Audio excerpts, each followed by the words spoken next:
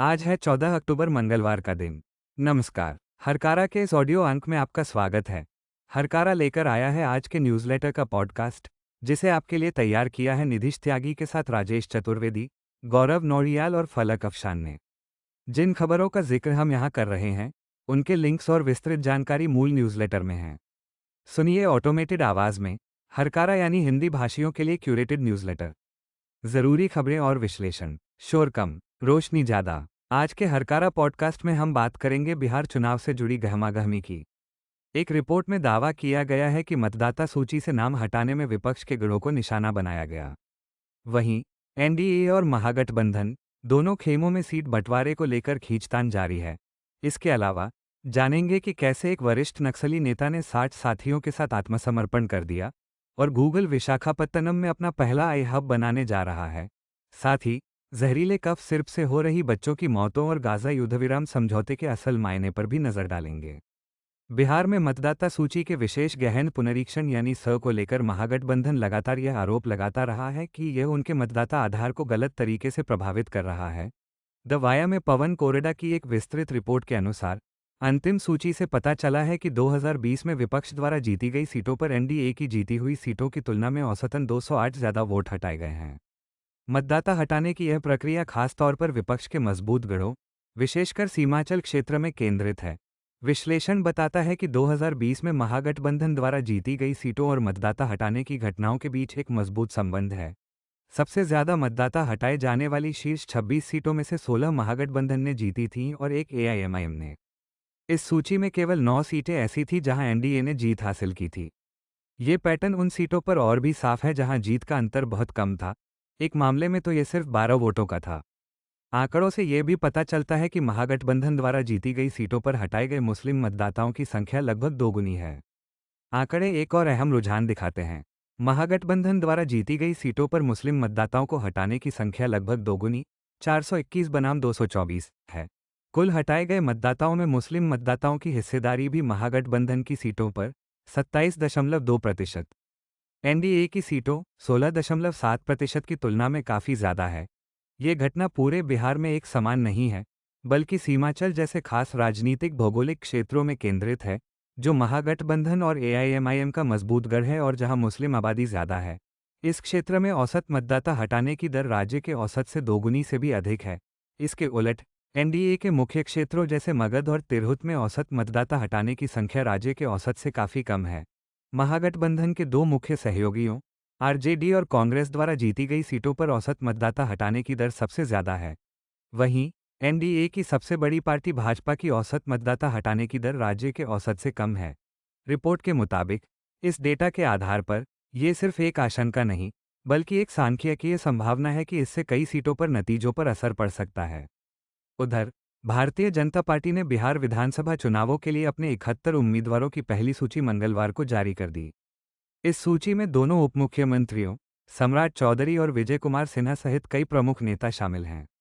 चौधरी को मुंगेर के तारापुर से टिकट दिया गया है, जबकि सिन्हा लखीसराय विधानसभा क्षेत्र से चुनाव लड़ेंगे। सूची के अनुसार 71 उम्मीदवारों में से 9 महिलाएं हैं। बिहार विधानसभा के अध्यक्ष नंद किशोर यादव का नाम इस सूची में शामिल नहीं है। पटना साहिब से यादव की जगह नए उम्मीदवार रत्नेश कुशवाहा को टिकट दिया गया है।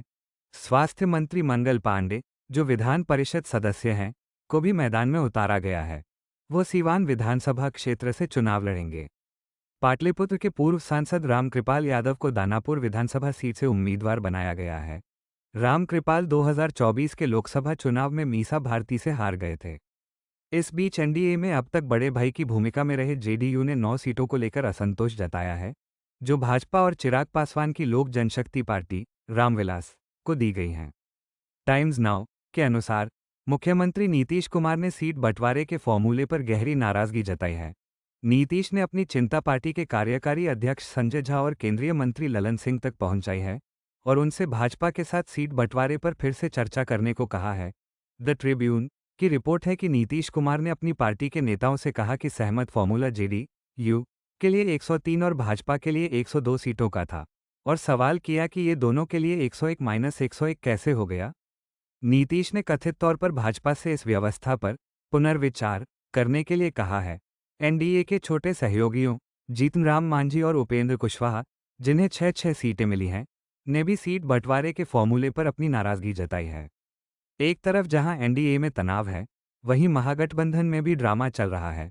दिल्ली से लौटने के तुरंत बाद तेजस्वी यादव के करीबी सहयोगी भोला यादव ने राजद उम्मीदवारों को पार्टी सिंबल लेने के लिए बुलाना शुरू कर दिया। हालांकि जब तेजस्वी पटना पहुंचे तो उन्होंने बांटे गए सिंबल वापस करने का आदेश दिया।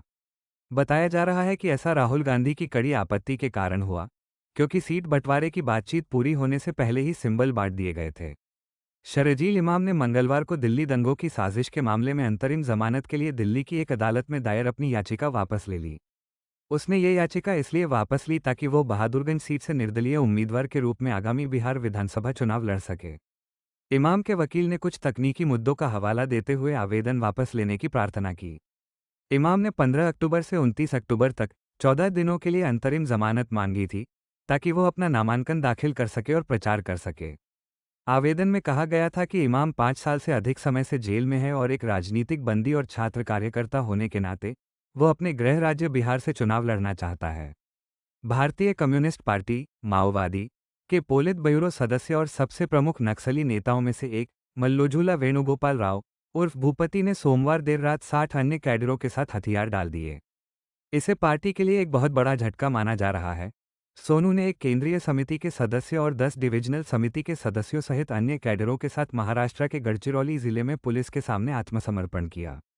सोनू को माओवादी संगठन में सबसे प्रभावशाली रणनीतिकारों में से एक माना जाता था और विभिन्न राज्यों में उस पर कुल 10 करोड़ रुपये का इनाम था। अधिकारियों के अनुसार हाल के महीनों में सोनू और शीर्ष नक्सली नेतृत्व के बीच बढ़ते मतभेदों ने पार्टी में आंतरिक संघर्ष को जन्म दिया था। सोनू ने दावा किया था कि सशस्त्र संघर्ष विफल हो गया है और घटते जनसमर्थन का हवाला देते हुए शांति की ओर बढ़ने की अपील की थी। असम में भारतीय जनता पार्टी का एक्स हैंडल अपने पोस्ट के जरिए लगातार मुसलमानों को निशाना बना रहा है। ऑल्ट न्यूज़ की एक रिपोर्ट के अनुसार 7 अक्टूबर को सुप्रीम कोर्ट ने भाजपा असम प्रदेश और सोशल मीडिया प्लेटफॉर्म एक्स को एक पोस्ट हटाने की मांग वाली याचिकाओं पर नोटिस जारी किया, जिसमें राज्य में मुसलमानों को बदनाम किया गया था। यह विवाद 15 सितंबर के एक आई जनित वीडियो से शुरू हुआ, जिसमें भाजपा के बिना असम की एक झलक दिखाई गई थी। वीडियो में कांग्रेस और गौरव गोगोई को निशाना बनाते हुए राज्य में मुसलमानों की भीड़ को दिखाया गया। ऑल्ट न्यूज़ ने 1 से 12 सितंबर के बीच बीजेपी 4 असम द्वारा साझा किए गए 100 एक्स पोस्ट का विश्लेषण किया और पाया कि लगभग 40% पोस्ट सांप्रदायिक और घृणित प्रकृति के थे। इनमें मुसलमानों को बांग्लादेशी बताया गया और कांग्रेस नेता गौरव गोगोई के समर्थकों को मोमिन, कगलसमिया, पाकिस्तानी और घुसपैठिया जैसे अपमानजनक शब्दों से संबोधित किया गया। बॉम्बे हाईकोर्ट की कोल्हापुर पीठ ने मंगलवार को कम्युनिस्ट नेता गोविंद पानसरे हत्याकांड के तीनों मुख्य आरोपियों वीरेंद्र तावड़े, शरद काल्स्कर और अमोल काले को जमानत दे दी। अभियोजन पक्ष के अनुसार तावड़े इस मामले के मुख्य षड्यंत्रकारियों में से एक है। गौरतलब है कि पानसरे की 16 फरवरी 2015 को गोली मारकर हत्या कर दी गई थी, जब वे अपनी पत्नी के साथ सुबह की सैर से घर लौट रहे थे। आईपीएस अधिकारी वाई पूरन कुमार की आत्महत्या के कुछ ही दिनों बाद हरियाणा से एक और पुलिस अधिकारी की संदिग्ध आत्महत्या का मामला सामने आया है। रोहतक की साइबर सेल में सहायक उप निरीक्षक एएसआई संदीप कुमार ने मंगलवार को आत्महत्या कर ली। आत्महत्या से पहले उन्होंने एक वीडियो में दिवंगत आईपीएस अधिकारी पूरन कुमार के खिलाफ गंभीर आरोप लगाए। सोशल मीडिया पर वायरल हुए एक वीडियो में संदीप ने अपने इस कदम के लिए रोहतक के आईजी कार्यालय में तैनात कुछ पुलिस अधिकारियों को जिम्मेदार ठहराया। संदीप ने आरोप लगाया कि वाई पूरन कुमार एक भ्रष्ट पुलिस अधिकारी थे, जिन्होंने इस डर से अपनी जान दे दी कि उनका भ्रष्टाचार उजागर हो जाएगा। संदीप ने यह भी आरोप लगाया कि स्थानांतरण के बदले महिला पुलिसकर्मियों का यौन शोषण किया जाता था। छत्तीसगढ़ के चर्चित कोल लेवी घोटाले में राज्य आर्थिक अपराध अन्वेषण शाखा ईओडब्ल्यू के अधिकारियों पर फर्जी दस्तावेज तैयार करने और न्यायिक प्रक्रिया को प्रभावित करने के गंभीर आरोप लगे हैं। पूर्व मुख्यमंत्री भूपेश बघेल ने आरोप लगाया है कि ईओडब्ल्यू के अधिकारियों ने मजिस्ट्रेट के सामने दर्ज गवाहों के बयान के नाम पर झूठे दस्तावेज तैयार कर सुप्रीम कोर्ट में पेश किए। यह मामला तब सामने आया जब कांग्रेस नेता गिरीश देवांगन ने अदालत में एक आवेदन दायर किया। इसके बाद EOW chief Amresh Mishra, additional SP Chandresh Thakur और डीएसपी राहुल शर्मा को 25 अक्टूबर को स्पष्टीकरण देने के लिए नोटिस जारी किया गया है। 2 मार्च 2020 को श्रीनगर के बाहरी इलाके खुनमोह में एक पावर ग्रिड स्टेशन पर तैनात 36 वर्षीय मोहम्मद अशरफ डार की ट्रांसमिशन लाइन की मरम्मत करते समय कट लगने से मौत हो गई थी। आर्टिकल -14 की रिपोर्ट के अनुसार डार उन सैकड़ों दिहाड़ी मजदूरों में से एक थे जो जम्मू कश्मीर के बिजली क्षेत्र में बिना सुरक्षा उपकरणों के काम करते हैं। आधिकारिक आंकड़ों के अनुसार 2010 और 2020 के बीच जम्मू कश्मीर के बिजली क्षेत्र में हर महीने औसतन 3 दिहाड़ी मजदूरों की मौत हुई। फिर भी इन मजदूरों के परिवार अक्सर बिना किसी वित्तीय सहायता के बेसहारा छोड़ दिए जाते हैं। चूंकि वे आधिकारिक कर्मचारी नहीं होते, इसलिए उन्हें सरकारी कर्मचारियों के परिवारों को मिलने वाले मुआवजे का लाभ भी नहीं मिलता। मानवाधिकार वकील हबील इकबाल ने बताया कि कर्मचारी मुआवजा अधिनियम 1923 के तहत इन परिवारों को कानूनी रूप से मुआवजे का अधिकार है, लेकिन जागरूकता की कमी और कानूनी प्रक्रिया की जटिलताओं के कारण कई परिवार इसका लाभ नहीं उठा पाते। अक्टूबर 2019 में जम्मू के एक गांव में 11 साल के रुत की एक जहरीले कफ सिरप पीने से मौत हो गई थी। स्क्रोल की एक रिपोर्ट के अनुसार रुत के बाद जम्मू के रामनगर जिले में 13 और बच्चों की मौत हुई। इन सभी ने Coldbest PC cough syrup का सेवन किया था। जो 6 बच्चे बच गए, वे स्थायी विकलांगता का शिकार हो गए। ये कहानी सिर्फ जम्मू तक सीमित नहीं है। 2020 के बाद से भारतीय फार्मा कंपनियों द्वारा बनाए गए दूषित कफ सिरप से भारत, गैम्बिया और उज़्बेकिस्तान में 172 बच्चों की मौत हो चुकी है। हाल ही में मध्य प्रदेश के छिंदवाड़ा में भी 22 बच्चों की मौत जहरीले औद्योगिक सॉल्वेंट डायथिलीन ग्लाइकॉल वाले कफ सिरप से हुई। यही सॉल्वेंट जम्मू में हुई मौतों का कारण था। रुत की मां मखनो देवी पूछती हैं, हमारे बच्चों की मौत के बाद भी अगर ऐसा हो रहा है, तो सरकार क्या कर रही थी? उनकी निराशा निराधार नहीं है। जम्मू मामले में आरोपी कंपनी डिजिटल विशन अपना उत्पादन फिर से शुरू कर चुकी है, लेकिन जम्मू कश्मीर हाईकोर्ट के एक रोक आदेश के कारण मुकदमा आगे नहीं बढ़ पाया है। गूगल के सीईओ सुंदर पिचाई ने सोमवार को विशाखापत्तनम में गूगल का पहला आई हब स्थापित करने की योजना की घोषणा की। कंपनी ने अगले 5 वर्षों में विशाखापत्तनम हब बनाने के लिए $15 अरब यानी लगभग 1,33,125 करोड़ रुपये के निवेश का भी ऐलान किया। यह अमेरिका के बाहर गूगल की सबसे बड़ी आई सुविधा होगी। गूगल क्लाउड के सीईओ थॉमस कुरियन ने कहा कि यह नया केंद्र विशाखापत्तनम को आई नवाचार का एक वैश्विक केंद्र बना देगा, जो न केवल भारत बल्कि एशिया के अन्य हिस्सों को भी सेवा प्रदान करेगा। आंध्र प्रदेश के मुख्यमंत्री एन चंद्रबाबू नायडू ने कहा कि यह परियोजना 2047 तक भारत को एक विकसित राष्ट्र बनाने के दृष्टिकोण के अनुरूप है। पश्चिम बंगाल की एक गर्भवती प्रवासी मजदूर सोनाली खातून के खिलाफ अब एक बांग्लादेशी अदालत आरोप तय कर रही है। लगभग 4 महीने पहले दिल्ली पुलिस ने उन्हें और उनके साथियों को घुसपैठिया बताकर बीएसएफ की मदद से बांग्लादेश भेज दिया था। द वायर की रिपोर्ट के मुताबिक इस बीच कलकत्ता हाईकोर्ट ने 26 सितंबर को केंद्र सरकार के घुसपैठिया के दावों को खारिज करते हुए फैसला सुनाया था कि सोनाली, उनके पति, बेटे और अन्य लोगों को 1 महीने के भीतर भारत वापस लाया जाए। विदेश मंत्रालय ने अभी तक इस मामले पर कोई जानकारी नहीं दी है।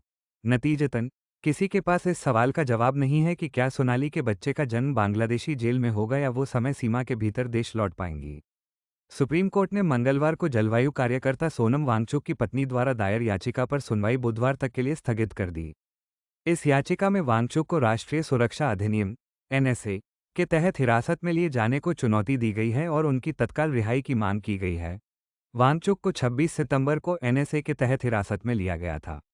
ये कार्रवाई लद्दाख के लिए राज्य का दर्जा और छठी अनुसूची की मांग को लेकर हुए हिंसक विरोध प्रदर्शनों के 2 दिन बाद हुई। इस बीच लद्दाख प्रशासन ने सुप्रीम कोर्ट को बताया है कि वांगचुक की गतिविधियां राज्य की सुरक्षा और सार्वजनिक व्यवस्था के लिए हानिकारक थीं और हिरासत का आदेश देते समय उचित प्रक्रिया का पालन किया गया।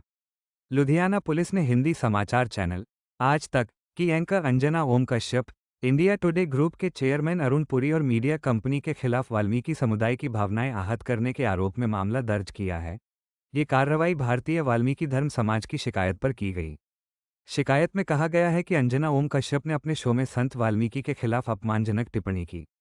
वहीं अंजना कश्यप ने एक बयान में इन आरोपों का पुरजोर खंडन किया है और कहा है कि कुछ चुनिंदा और भ्रामक क्लिप को ऑनलाइन प्रसारित किया गया, जो कार्यक्रम की सामग्री और इरादे को गलत तरीके से प्रस्तुत करते हैं। सूचना के अधिकार यानी आरटीआई अधिनियम को लागू हुए 2 दशक बीत चुके हैं, लेकिन गुजरात का पारदर्शिता रिकॉर्ड राज्य की शासन संबंधी कमियों को दिखाता है। दिलीप सिंह क्षत्रिय की एक रिपोर्ट के अनुसार गुजरात में 2 दशकों में 21 लाख से अधिक आरटीआई आवेदन दाखिल किए गए हैं, लेकिन जानकारी देने में सरकार के खराब रवैये और विस्लब्लो यानी भंडाफोड़ करने वालों को सुरक्षा देने में विफलता ने इस सुधार को एक संकट में बदल दिया है। पिछले 2 दशकों में केवल 1284 लोक सूचना अधिकारियों पर ही जुर्माना लगाया गया, जो कुल तय मामलों के 1% से भी कम है। आंकड़े ये भी बताते हैं कि आरटीआई उपयोगकर्ताओं के लिए खतरा वास्तविक है। अकेले गुजरात में सत्ता से सवाल करने की हिम्मत करने वाले 18 आरटीआई उपयोगकर्ताओं ने अपनी जान गंवाई है। अमेरिकी राष्ट्रपति डोनाल्ड ट्रंप की मध्यस्थता में गाजा में हुआ युद्धविराम समझौता अपने साथ राहत की सांस लेकर आया है। लेकिन क्या यह स्थायी शांति की ओर एक कदम है या महज एक और टकराव से पहले का ठहराव? सीएनएन के लिए ब्रेट मैकगेक सवाल करते हैं कि ज़मीनी हकीकत क्या होगी, हमास का अगला कदम क्या होगा और गाजा में शासन कौन चलाएगा? हारेत्स के लिए जैक खूरी इस समझौते को एक ऐसे मोड़ के रूप में देखते हैं जहां इजराइल और फिलिस्तीनी दोनों संघर्ष को सुझाने के बजाय उसे केवल प्रबंधित करने की पुरानी स्थिति में लौट आए हैं। वहीं अल जजीरा के लिए जेफरी सैक्स और सिबिल फारिस ट्रंप की योजना को औपनिवेशिक बताते हुए एक वैकल्पिक योजना पेश करते हैं जो फिलिस्तीनी संप्रभुता पर केंद्रित है। द गार्डियन के लिए हुसैन आगा और रॉबर्ट मैली इस समझौते को नरक से दुस्वप्न तक का सफ़र कहते हैं, जो किसी कूटनीतिक जीत का नहीं बल्कि ताकत के खेल का नतीजा है। उनका मानना है कि यह संघर्ष क्षेत्र सीमाओं या सुरक्षा पर कोई तकनीकी विवाद नहीं है, बल्कि दो लोगों के बीच एक गहरा भावनात्मक संघर्ष है। जब तक इस हकीकत का सामना नहीं किया जाता, तब तक कोई भी योजना सफल नहीं होगी। ग्रेट निकोबार द्वीप पर 72,000 करोड़ रुपए की विशाल विकास परियोजना ने एक बार फिर पर्यावरण अधिकारों और पारिस्थितिक न्याय पर बहस को तेज कर दिया है। इस परियोजना के लिए 130 वर्ग किलोमीटर तक के अछूते जंगलों को नष्ट करने की आशंका है। द हिंदू की एक रिपोर्ट के अनुसार ग्रेट निकोबार विवाद ने प्रकृति के अधिकारों पर चर्चा को फिर से जीवंत कर दिया है। ये बहस इस बात पर केंद्रित है कि क्या पारिस्थितिक तंत्रों को कानूनी रूप से अधिकार संपन्न इकाइयों के रूप में मान्यता दी जानी चाहिए। इक्वाडोर, बोलीविया, कोलंबिया और न्यूजीलैंड जैसे देशों ने नदियों, वनों और पारिस्थितिक तंत्रों को कानूनी इकाई के रूप में अस्तित्व, विकास और पुनर्जनन का अधिकार दिया है। रिपोर्ट के मुताबिक ग्रेट निकोबार परियोजना का विवाद इस बात पर प्रकाश डालता है कि भारत को अपने पर्यावरणीय शासन और विकास संरक्षण संतुलन के दृष्टिकोण पर पुनर्विचार करने की जरूरत है। आज के लिए इतना ही। हमें बताइए अपनी प्रतिक्रिया, सुझाव, टिप्पणी। मिलेंगे हरकारा के अगले अंक के साथ। हरकारा सबस्टैक पर तो है ही, आप यहां भी पा सकते हैं हरकारा, शोर कम रोशनी ज्यादा। व्हाट्सएप पर, लिंक्डइन पर, इंस्टा पर, फेसबुक पर, यूट्यूब पर, स्पॉटिफाई पर, ट्विटर, एक्स और ब्लू स्काई पर। जीते हैं यहाँ दुनिया को धोखा देकर। आज की ताजा खबर, आज की ताजा खबर, आज की ताजा खबर। आओ काका जी इधर, आओ मामा जी इधर, सुनो दुनिया।